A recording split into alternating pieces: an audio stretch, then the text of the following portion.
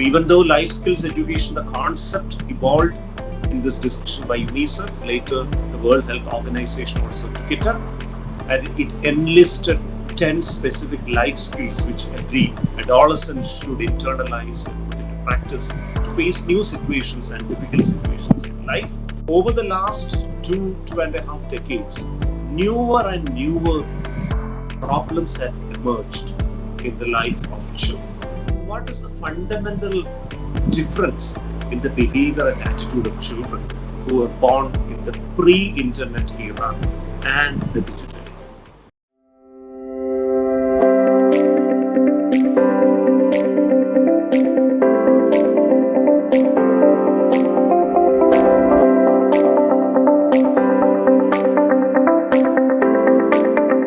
And today's topic is something which is of global relevance over the last 3 decades, to be precise. Because it was at the beginning of the new millennium, 2002 exactly, UNICEF conducted a global convention of people who were interested in child development from different continents, different nations all over the world. There was a discussion about how adolescents were evolving. And there was a consensus about a particular matter, that there are 3 basic problems which the adolescents of the present era are facing. Number 1 was use and abuse of substances, drugs, drug addiction. Second was unprotected, unhealthy, risky sexual experimentations, which were leading to an increase in spread of HIV and so many other sexually transmitted diseases. And the third one was aggression directed at oneself and others. And essentially, these 3 problems, they were termed as the unhealthy triad of adolescence. A lot of discussions and deliberations happened regarding how to find out a strategy which could be applicable globally to address these 3 major issues that adolescents are facing. And it was the result of that brainstorming session, the concept of life skills education evolved. Even though life skills education, the concept evolved in this discussion by UNICEF, later the World Health Organization also took it up, and it enlisted 10 specific life skills which every adolescent should internalize and put into practice to face new situations and difficult situations in life. And that was the beginning of the life skills education drive, which every nation under the WHO has undertaken since then. Even our state of Kerala and the nation India, its own modules of life skills education is there. We have prepared our own life skills education module in Malayalam titled Ullasa Paravungal, which is published by SCRT Thiruvananthapuram in Kerala. It has got 20 hours of activity-based, participatory, process-oriented and experiential life skills education for every standard, right from 1st standard to 12th standard. And currently the NCRT is translating that module to English and Hindi. Hopefully from the next academic year onwards, it may be available across the length and breadth of the country. So just to begin this issue, over the last 2.5 decades, newer and newer problems have emerged in the life of children. There are different terminologies which are used, like Gen Z and Gen Alpha and so many other terminologies. It's about, children who are born after a particular year. Globally, let us classify children into children born into the digital era and the children who are born before the onset of the digital era. So what is digital era? Digital era, by digital era I mean to specify the age in which internet was an accessible reality to the majority of population in the world. So we can say that happened probably in the initial years of the new millennium. So children who are born before that and the children who are born after that. So what is the fundamental difference in the behavior and attitude of children who are born in the pre-internet era and the digital era? Imagine our own childhood and adolescence, when we were in school, high school, higher secondary, or maybe in college. What is the biggest thing which used to give us happiness? The most important thing which used to give us happiness, I'm sure most of you would agree, is that connecting with peers, connecting with friends of our same age. That used to be the thing which used to give us maximum happiness. It may be going for a tour, just strolling on the roads, participating in sports, entering into recreational activities, or even engaging in organizational activities in a college campus. Anything which involved human connection used to give us happiness and a sense of fulfillment. What about the children and adolescents of the present era? Do they need human connection to feel happy? Essentially not. They can get immense amount of happiness by confining themselves to the privacy of their own bedroom, immersing themselves in digital database, high-speed internet connection, mobiles, online gamings, virtual chats, and even AI. They can remain confined to their own room, not interacting with any person in the world, and be happy for any number of hours. That is basically the difference between the adolescent then and the adolescent today. So essentially, children and adolescents are going through a phase of social disconnection. That is the reality. And what is the consequence of the social disconnection?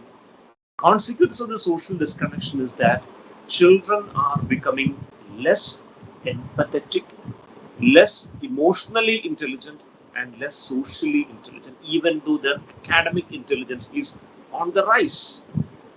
Because there is this phenomenon called Flynn effect, which says that every generation will emerge more intelligent than the preceding generation. That is Flynn effect. Flynn effect is a reality. The children of today are much, much more academically intelligent than us. They are more tech savvy than us. They may contribute to the world much more than us. That is a reality. But at the same time, their emotional intelligence, social intelligence, and ecological intelligence may not be at par with what the adult generation is having at this point of time. So that is the first thing. Second reality of the present generation is that, maybe 20 to 30 years ago, as a college student or as a high school student, if you wanted to watch a movie, what used to be the options available?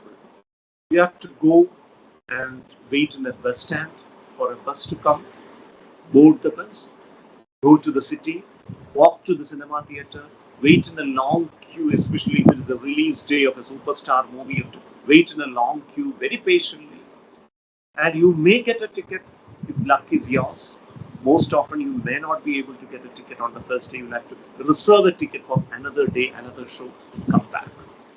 If you wanted to go to a hotel and indulge in some delicious food, again you have to travel all the way to the hotel, be physically present there, order your food, and wait patiently for it to arrive.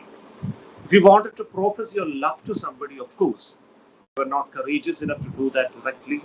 You have to entrust a mediator, or you have to write a letter, and you have to patiently wait for the result of your intervention.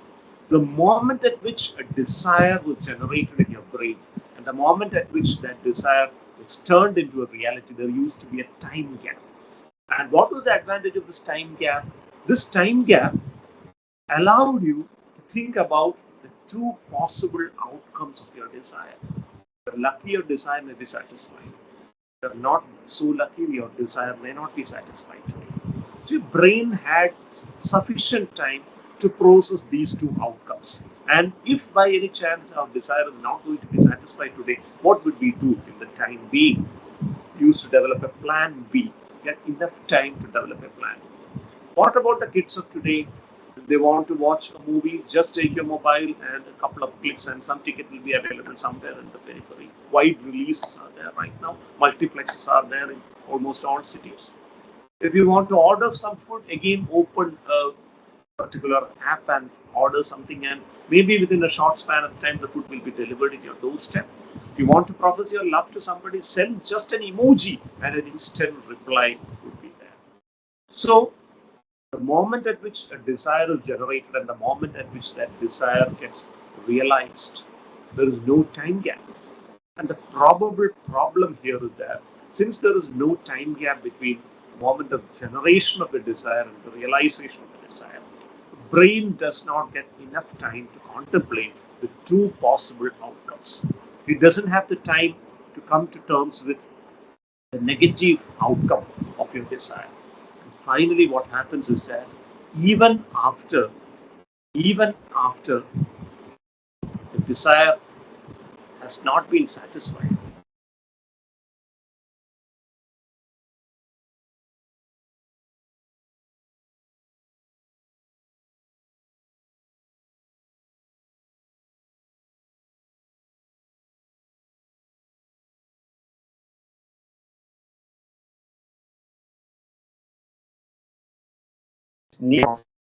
so, if your love is turned down by somebody, pouring acid in the face of your lover, crimes of passion, which we have been discussing over the years, if a desire is not satisfied, if the child is not being provided with a mobile phone with immediately on demand, sudden outburst of violence, throwing the mobile, physically assaulting the parent. If an adolescent is not given money to buy MDMA, for an instance, physical assault on the parent, which can lead to murders, that is the reality of the present generation. So we have to understand the fundamental issues which are happening in present generation.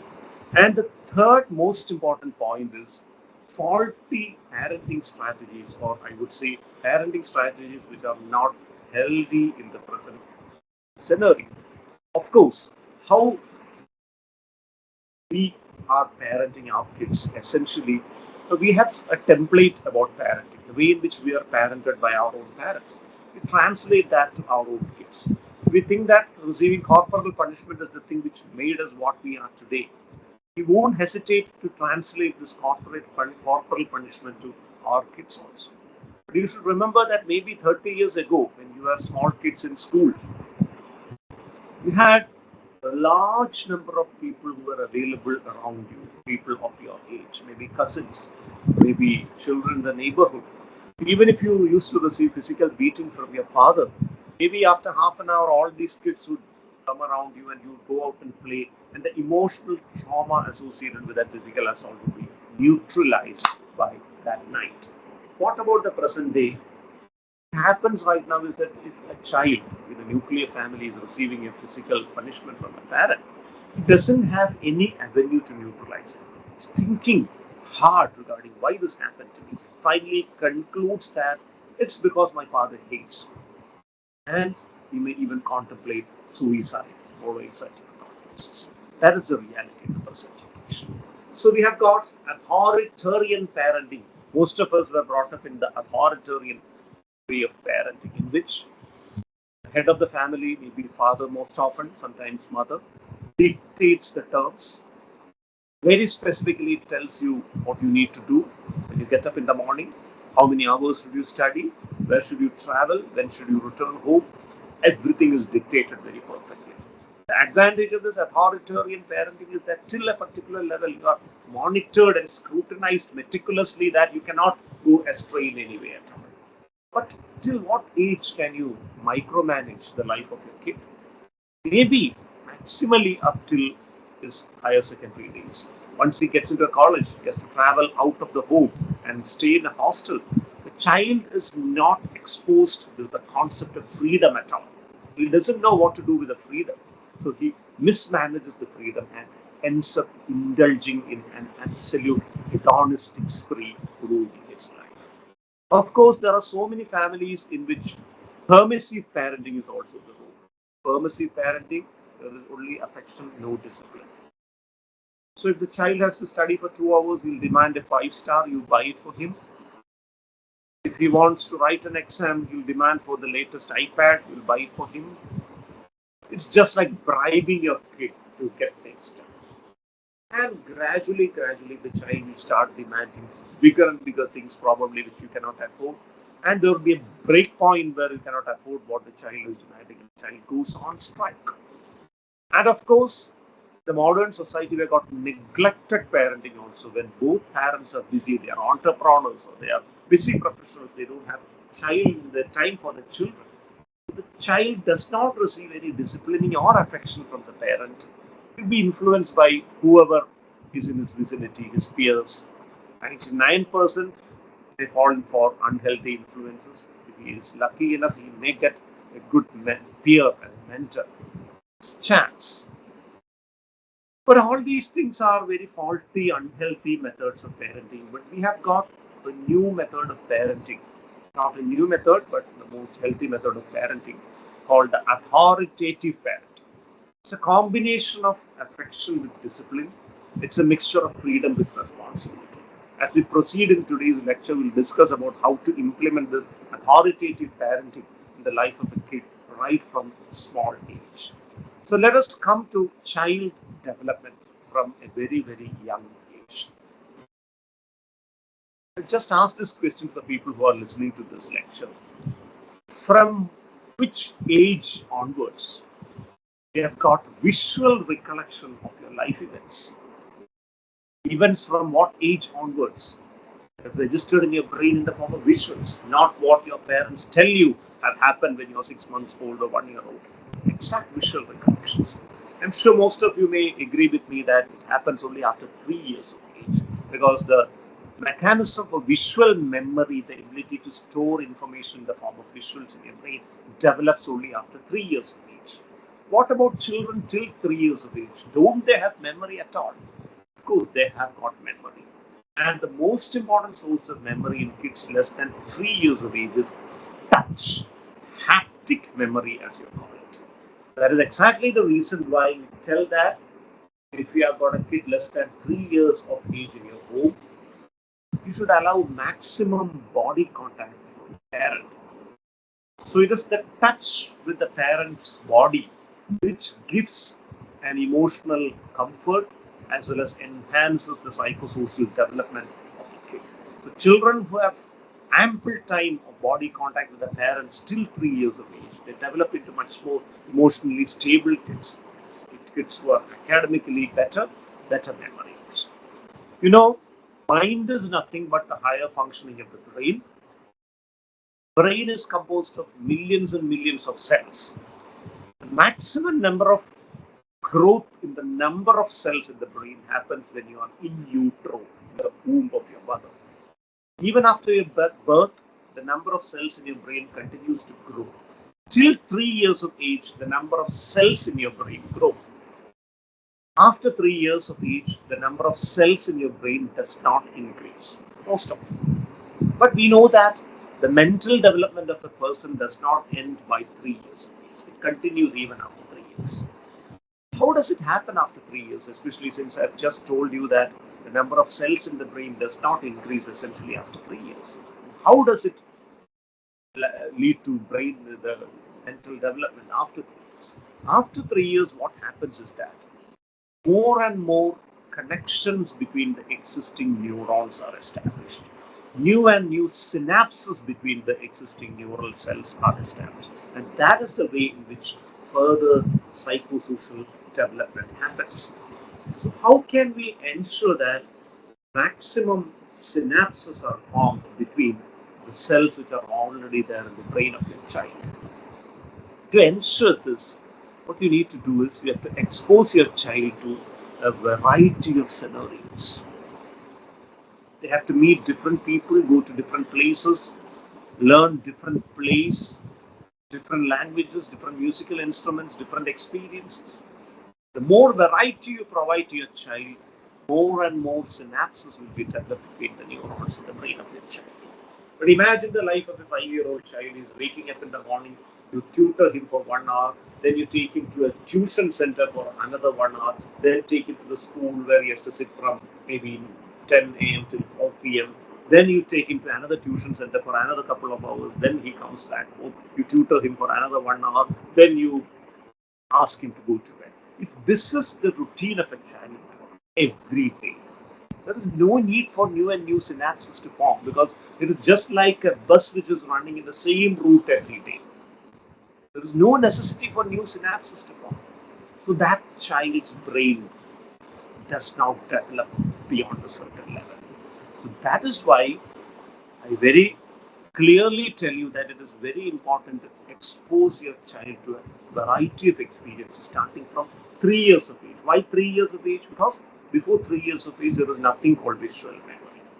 So this information is relevant in another way also, because we have the habit of exposing our kids to mobile phones from a very young age. The reason which most parents give is that he doesn't eat otherwise. So I show him reels and cartoons, and he immerses himself in that, and I just push the food material into the mouth of my child. That is how I feed my child. Extremely unhealthy way of doing things, because the child does not have visual memory till 3 years of age. So no use in exposing the child to mobile or any other screen device till 3 years of age. If the child refuses to feed, practice the strategy which your parents have tried on you. Take the child outdoors, show him some birds and animals and something which is happening on the road, and then actually you can feed the child. That's a better way of doing things. So no screen devices for children less than 3 years of age. Between 3 to 8 years of age, 1 hour is the healthy screen time. And above 8 years, 8 years to 19 years, that is the end of adolescence. What American Academy of Pediatrics has given as a guideline is children between 8 years to 19 years, they should sleep for 8 hours, they should study for 2 hours, they should exercise for 1 hour, they should spend time with their friends for 1 hour, they should spend time with their family for 1 hour, then a few hours at school. Remaining time after this, they can use screen device, which works out to a maximum of 2 hours by all parents. 2 hours per day should be the screen time for adolescents, even if they are doing the professional degree course, because most of these kids, they get access to mobile, telling that all the assignments, they are communicated through WhatsApp. I have to browse the net and find out new information, prepare my project, I have to send it to school online. These are the reasons which most of the kids give. Parents are blissfully ignorant of whether the teachers in school have in fact given such an instruction. So they're misusing the name of the school, putting the blame on the teachers, and indulging in screen device. Remember, for the first time in the history of independent India, this year, 2025 January, this document called National Economic Survey, which was presented in the Parliament of India along with the Union Budget, this is mentioned about the relevance of mental health in the economic development of the nation. National Economic Survey 2025 very clearly states that 10.69% of the total population of India are suffering from at least one mental disorder requiring treatment. A large number of these people don't get treated for that. Untreated mental illness leads to reduced productivity in that human being, which leads to reduced efficiency of the organization in which he is working because of work absenteeism and unprofessional work attitude, which translates into economic crisis for the nation. So the government of India has accepted mental health problems as an important factor behind economic issues in the country. So addressing and treating mental health problems is very important to increase the personal efficiency of the person, the efficiency of the organization, and it can translate into economic progress of the nation. Again, the economic survey document itself goes at large discussing about the issue of gadget addiction among adolescents. It has quoted a book which was written by a social scientist titled The Anxious Generation. This anxious generation is an account about how the digital devices are rewiring the brain of the adolescents, changing their attitude towards life altogether, making them less and less humane in nature. So it very clearly notes down how increased digital use, which started during the COVID lockdown period, continuing still, is leading to attention deficit, aggression, depression, and sleep deprivation in adolescents, leading to poor academic performance as well as poor social performance. So these are some of the realities which we should understand. And again, very recently, Kerala Journal of Psychiatry has published an analysis about studies conducted in different parts of the world about the impact of play on child development.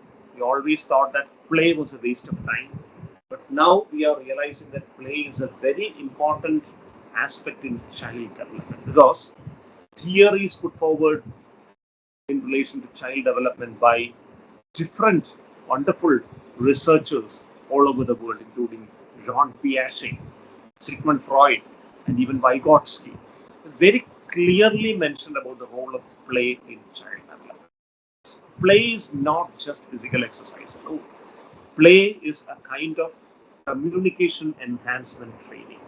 It's a kind of life skills education training in which child is exposed to interpersonal scenarios, conflicts, stress, emotions, and the child learns to adapt to these difficult and different scenarios through play.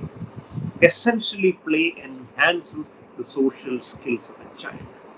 That is the idea which is communicated in research all over the world.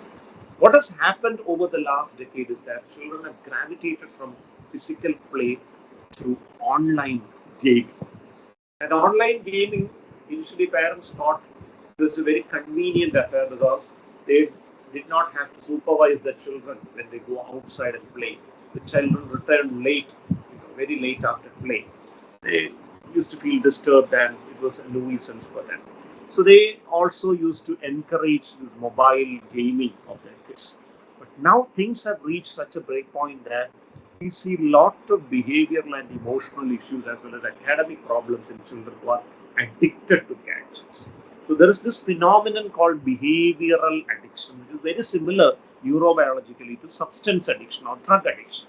What is this behavioral addiction? Behavioral addiction means you engage in a particular behavior, you get a certain level of pleasure from that behavior, and to get the same degree of pleasure, you engage in that behavior over and over again, repeatedly, and finally, that behavior becomes the only thing which gives you pleasure. Nothing else in the world gives you pleasure. This is what is called salience, SALIENCE, characteristically seen in cartoon addiction in small kids, online gaming addiction in adolescents, and various other kinds of addictions which happens as the age progresses or advances, including sex addiction, food addiction, shopping addiction, so many other kinds of addiction.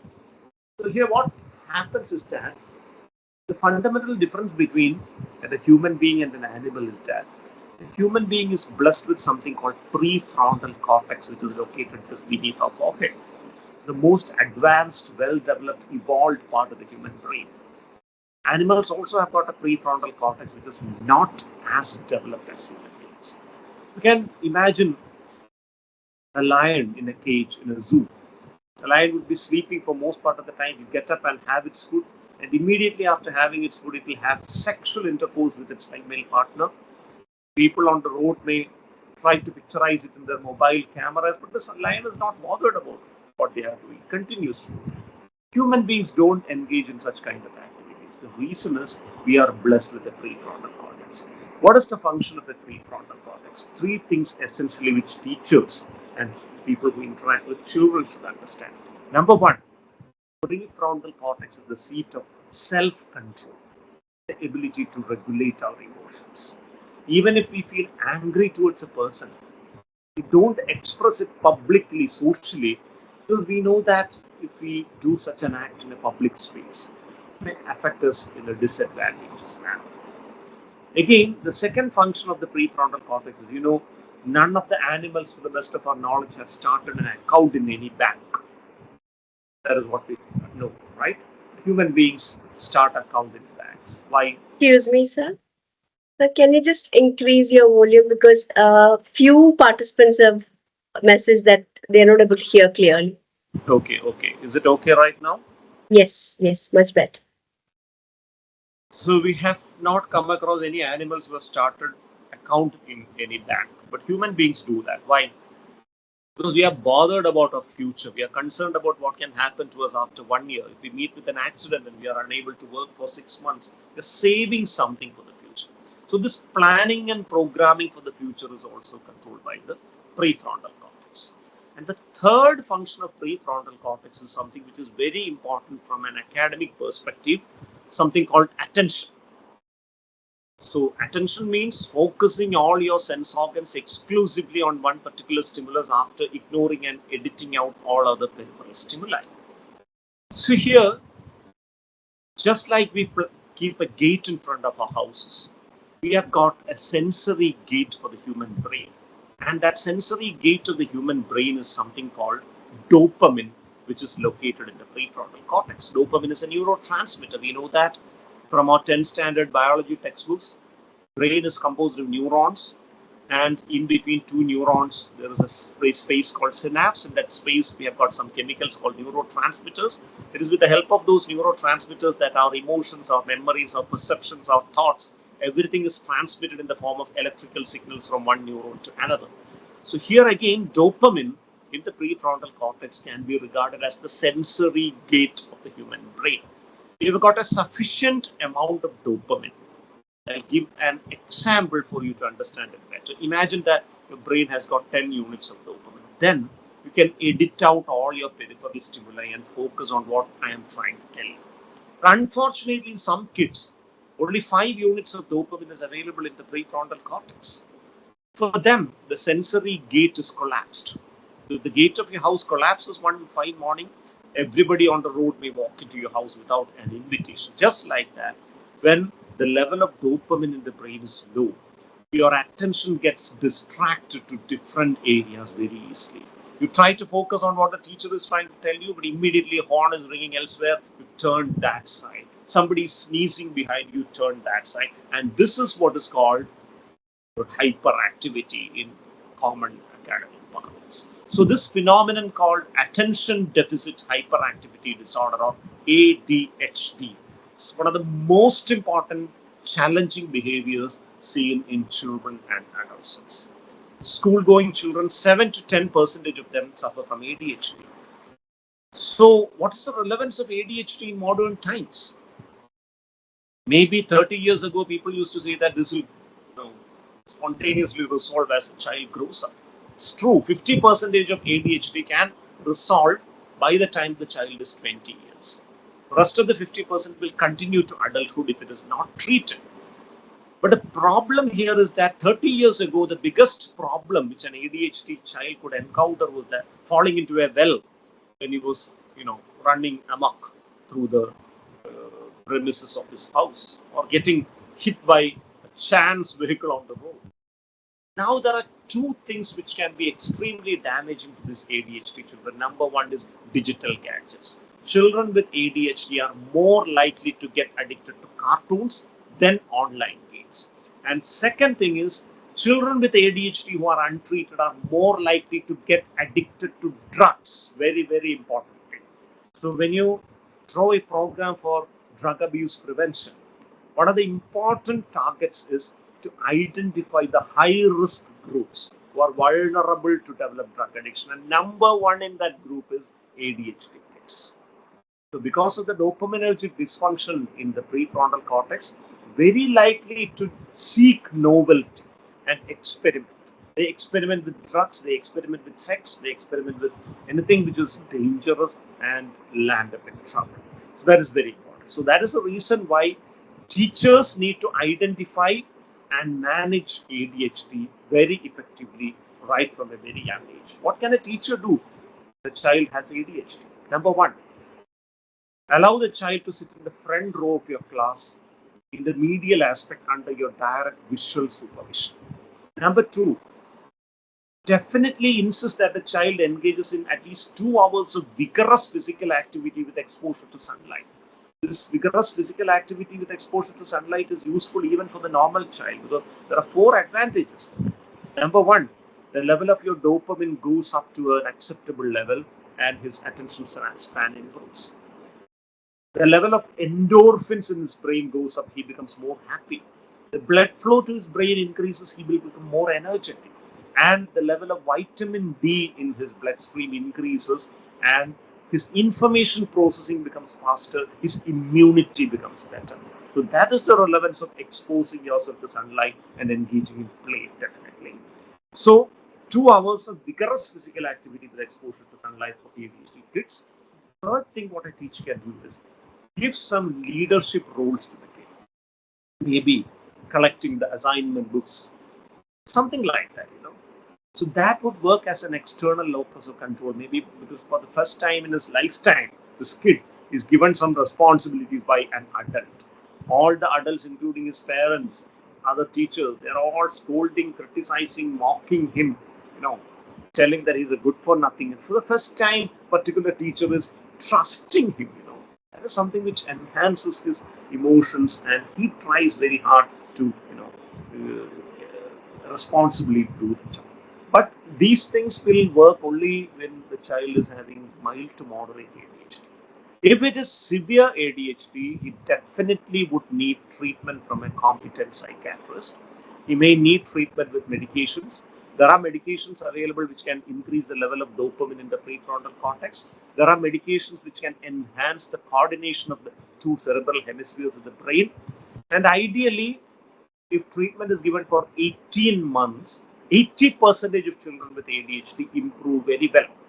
Along with medications, certain exercises to increase the attention span, and training for parents called parent management training, educating the parents regarding what they should avoid in front of the child and how they should behave in front of the child becomes very important. So that is very important in case of ADHD, because most of the untreated ADHDs graduate into drug addiction in future, because by the time they get into high school, they drop out from school, they're sent for some job, but they are unable to focus there also. They are fired from the job.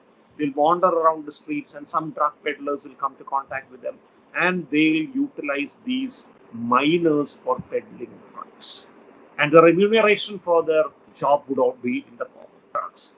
So they would end up as drug peddlers as well as drug addicts. Very dangerous for the society.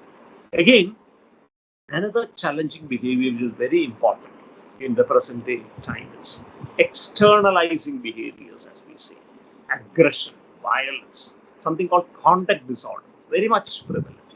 Stealing, lying, truancy, physical violence to animals, emotionally harming human beings and physically violating human beings, breaking the law, enjoying the process of breaking the law, etc.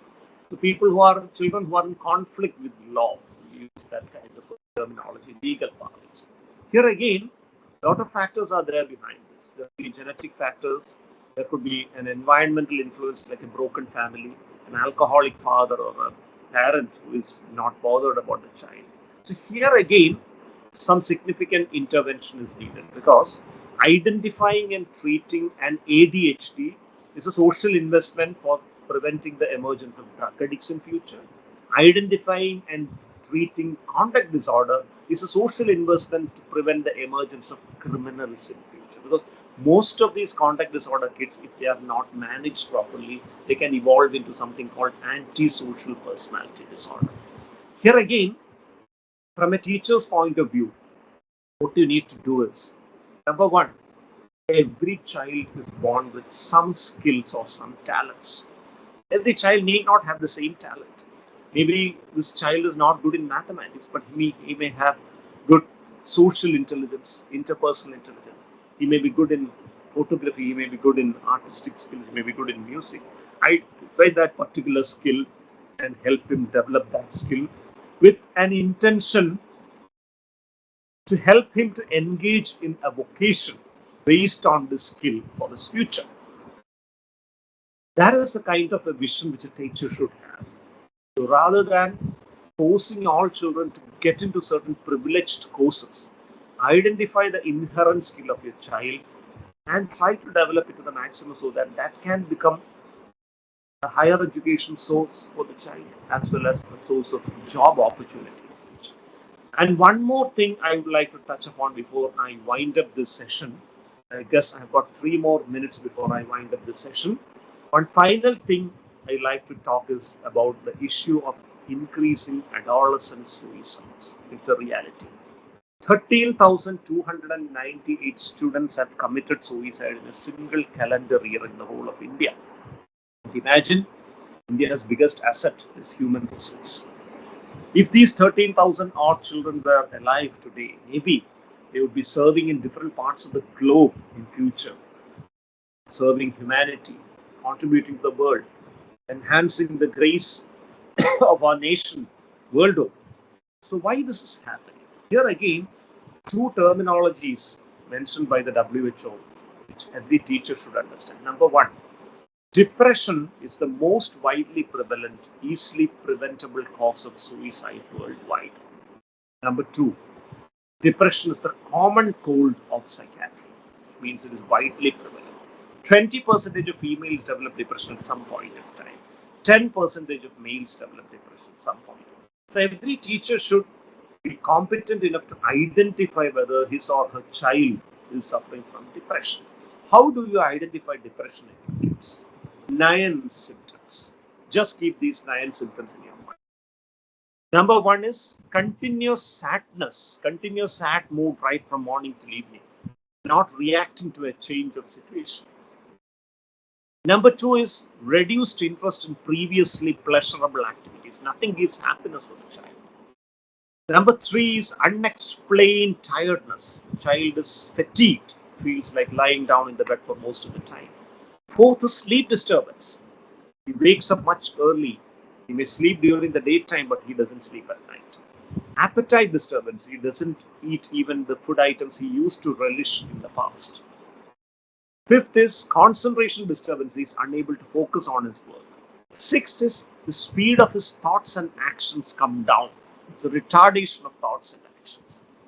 Next one is depressive thoughts, a feeling of hopelessness, a feeling of helplessness, a feeling of worthlessness. And the 9th one is death wishes and suicidal ideas. If a child, an adolescent, has 5 out of these 9 symptoms for 2 weeks continuously, he is suffering from a depressive disorder requiring treatment. Just like we discussed about dopamine, there is another neurotransmitter called serotonin in the brain. A deficiency in the level of serotonin can lead to depression. And if the level of serotonin goes down beyond a particular level, a person can contemplate suicide and even kill himself. And one final thing I want to tell you is depression, just like ADHD, is completely treatable, completely curable. For mild depression, just psychotherapy may be enough. Severe depression, medications which enhance the level of serotonin is necessary. 9 months of treatment and most of this depression can be completely cured. And one final term is the term mental health first aid or psychological first aid. I'll stop with this. If you find any student, any child, any youngster in your knowledge going through emotional stress, what can you do? The first thing you can do is mental health first aid. There are 5 steps for mental health first aid. Number one, approach that person proactively and inquire what is troubling him. Don't think that the youngster will come and talk to you, especially this adolescent males, they're suffering from the hangover of toxic masculinity. They'll never talk to an adult. They'll never open up to an adult usually because they think that opening up about the weakness is a sign of weakness of personality.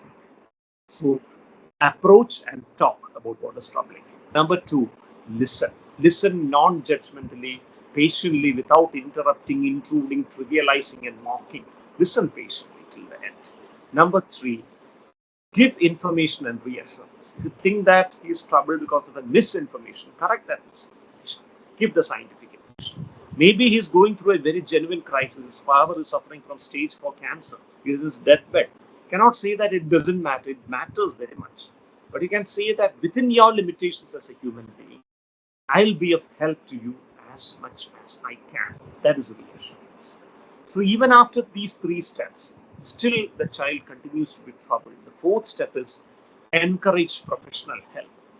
Help the child to get in contact with a psychiatrist or a clinical psychologist so that he can talk about his problems and get treated for his problems. Number 5, the most important step is encourage social support. A child who is stressed should not be isolated. He should not be alone even for a single moment. Till his depressive period is treated and managed properly, the family members, the siblings, the peers, the classmates, the neighbors, the relatives, they should be along with the child to ensure that the child does not get isolated, because a few moments of isolation can trigger a suicidal urge in children. So I think I've completed my time. Thank you very much for your extremely patient listening. Thank you so much, sir, for that. So we have a request here from Renette. Sir, could you please repeat all the 9 points as they were not able to take it down? Okay. Number one is continuous sadness, right from morning till evening, or pervasive sadness, as you call it.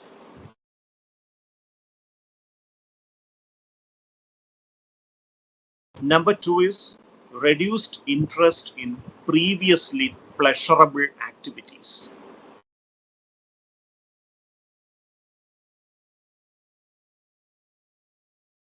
Number three is unexplained fatigue, tiredness. Number four is sleep disturbance.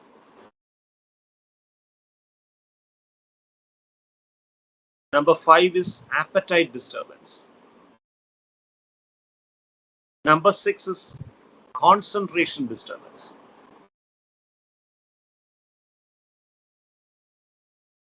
Number seven is slowness of thoughts and slowness of action.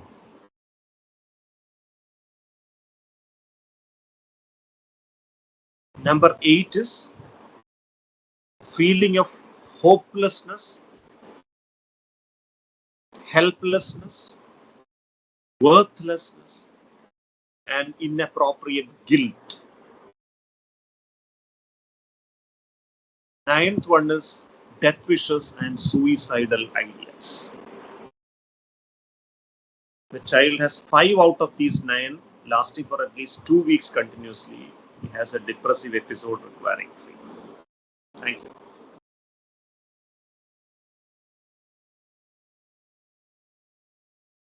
How can we support children with ADHD who lose interest in things very frequently as they have deficiency in attention?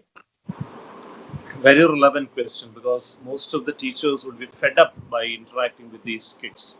So we can specifically teach them certain skills to enhance their attention, which includes 2 or 3 simple things called, number one is called an exercise called clock exercise, where you ask them to focus on the limbs of a clock, the second hand and the minute hand of the clock for a fixed period of time, and making it difficult with every progressive week. Another very important or very interesting method is called mindfulness techniques. And third is, certain hand-eye coordination methods. So I shall suggest a book which contains many of these methods in very graphic details, which any teacher can read and understand and put to practice. This book also contains so many other issues also. There is a chapter on parenting, there is another chapter on career guidance, there is a third chapter on how to modulate the emotions of your child, then something on facing exam anxiety. There is an extensive section on improving memory and learning. I shall post the name of the book and the contact number to buy that book also in the chat box now itself, so that people who are interested in that, you can get that book. So that book has extensive sections on specific exercises for ADHD children. I have already posted the name of the book and the contact number to buy that book. It will be very handful to all the parents, all the teachers who are handling ADHD children, because these very structured scientific exercises, which you can start right from the clock exercise, which runs to around 5 minutes per day, to mindfulness exercises, which may be around 15 to 20 minutes per day, and the hand-eye coordination exercises, which may take up to 30 minutes per day. They have to be applied in a phased manner. Start with the slowest, the shortest exercise, and gradually increase the duration, so that as they grow older, their attention span improves and wonderfully they can do the things. So I've already posted the name of the book and the contact number in the chat box. Thank you. Thank you, sir, for that kind answer. We have another question from NS. Other than giving responsibility and guiding them into a vocation, what can be done at school by teachers to help them cross the basic educational expectations? Here again, Many of the children with ADHD have another comorbid condition called specific learning disorder, or SLD. It means their intelligence will be normal. They'll be very intelligent people. But reading, writing, or arithmetic, they will have some backwardness which doesn't match their intellectual status. So specific reading, disorder, or something called dyslexia, then specific writing disorder or dysgraphia, specific arithmetical disorder or dyscalculia. So here, depending upon which sort of problem these children are facing, we can help them in something called remedial education. So I'll give you an example of a remedial education. Usually when you teach children language, letters, words, etc., coordination between the appearance of the letter and the sound, the vision and sound, these are the two sensations which are utilized in teaching. But since this learning disorder kids have got a deficit in that, we may have to resort to including a third sensation, third modality also, that is touch. You can, cut the shape of a particular letter, give a bright color to it, ask the child to close its eyes and touch the surface, the texture of the letter to identify it, then open it. Immediately he sees that, and immediately somebody pronounces that letter.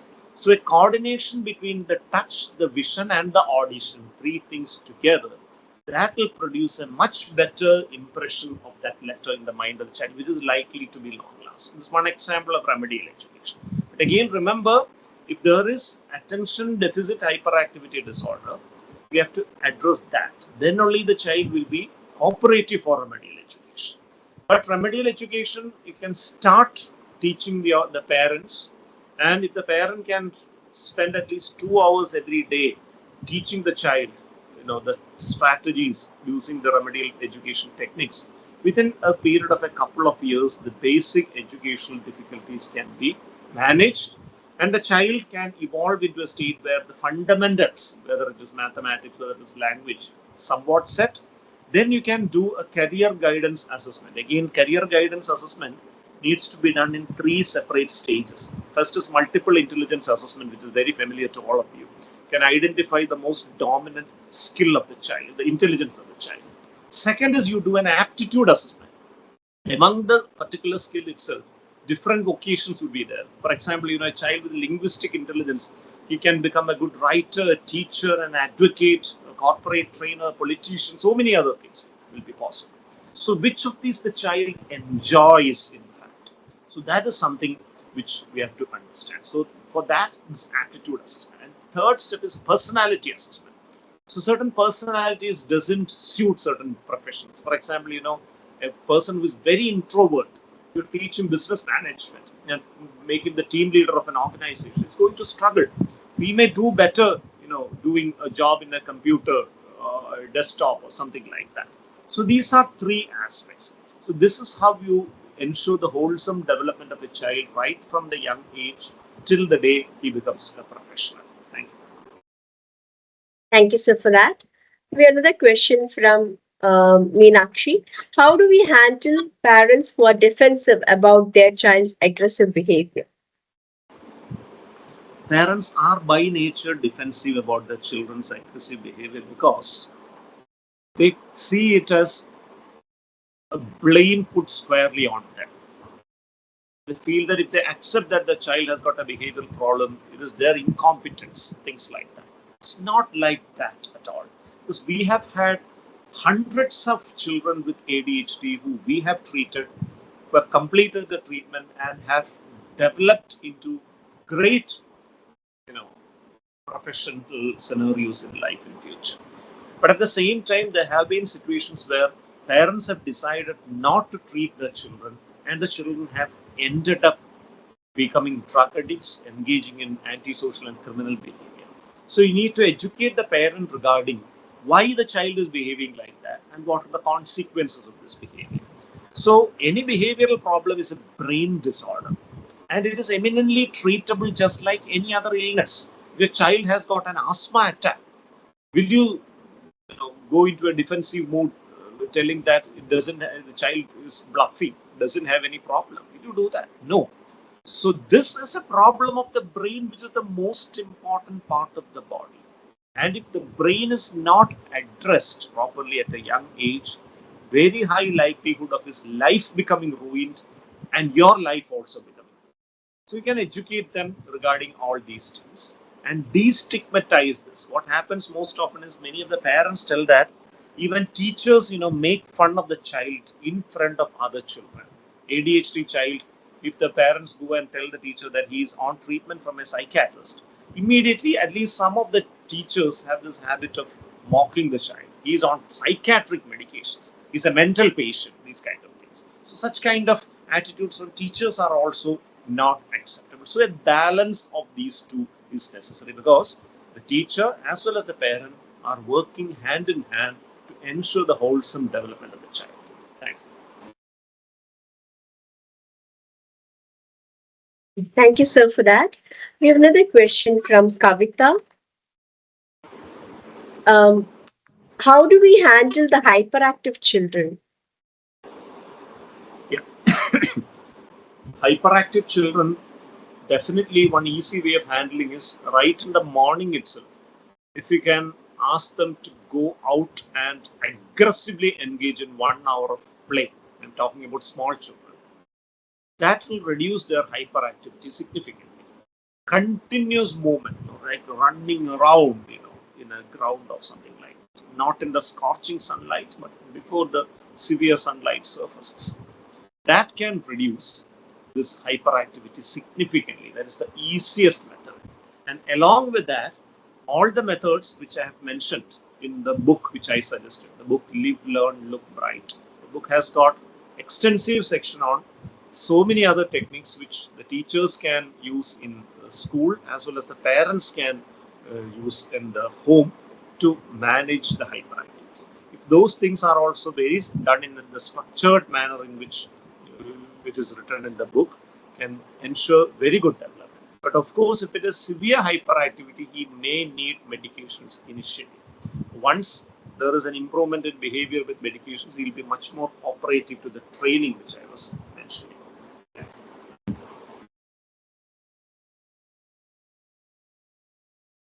Thank you, sir, for that. And there's one last question from Priya Singh. How do we handle the overconfident children? That is a real crisis because overconfident children in the digital era of information overload, that should complete the question because, especially once they are 12, 13 years, that they develop this critical thinking. There is the ability to understand that adults can go wrong, adults can make mistakes, father can go wrong, a teacher can go wrong. And since they are exposed to a whole lot of information these days, only problem is that if you Google a particular information, what emerges as the first piece of information need not be the most authentic information. It will be the information which has been seen by maximum number of people. And the information seen by maximum number of people need not be authentic information. It can be titillating stuff which stimulates your emotions. So this is one area where life skills education has to be very effectively handled because the advantage of life skills education is that will lead to a process of leveling. What happens to our conventional education stream is that anybody who is academically accomplished and brilliant is rewarded and praised to the skies by everybody, be it teachers, be it parents, be it peers. He ends up becoming a narcissist. He thinks that he is all accomplished and all others are idiots. And that is going to be very damaging not only to him, but for every organization, every scenario he is working. So in life skills education, what you can do is the children are engaging in different kinds of activities, which include sports, arts, teamwork, etc. So this academically brilliant fellow will understand that there are certain skills which I don't have, which my idiot friend who is scoring 0 for maths is better at. He starts to recognize and respect those skills also. So that is this leveling experience. And once those leveling experience happens, this overconfidence comes down.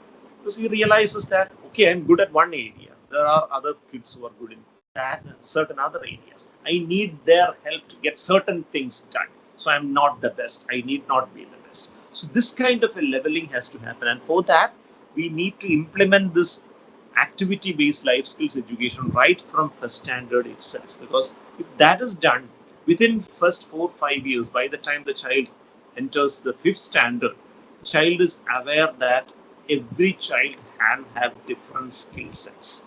And just being a topper in class does not mean that you are the absolute. Thank you. Thank you, sir, for that. So, as we conclude, do you have sir, can you share a conclusion about a final word to our teachers?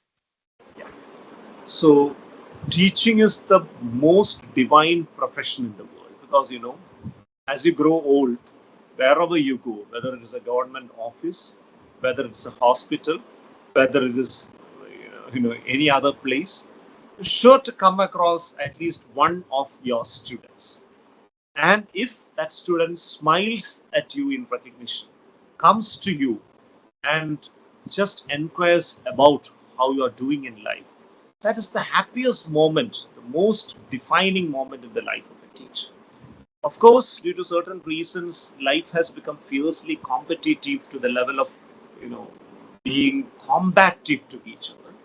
We need not move in that track. Let us focus on skill development of the kids rather than just focusing on their academic enhancement. And for that, focus on life skills. Try to include life skills education in your curriculum. Read the book Live, Learn, Look, Write, and understand the different methods which are given in the different chapters, and implement those information also in your teaching, in your interaction with your kids. You're definitely going to be much, much better as a competent teacher. Thank you very much.